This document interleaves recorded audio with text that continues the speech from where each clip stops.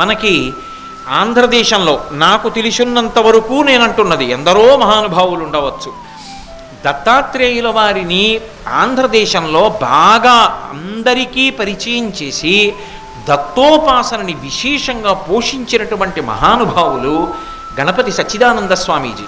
వారు ఎన్ని చోట్ల దత్త ఆశ్రమాలు కట్టారు, దత్త దేవాలయాలు కట్టారు. దత్తోపాసన మైసూరులో అద్భుతమైనటువంటి దేవాలయ నిర్మాణం చేశారు.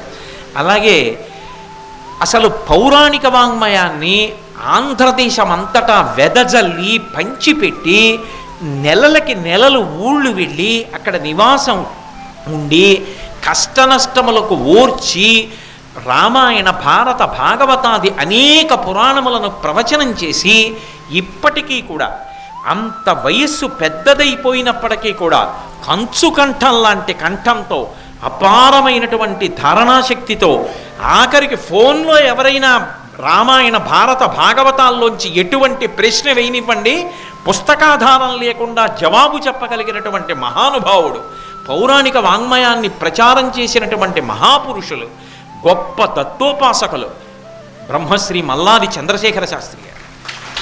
నిజంగా వారి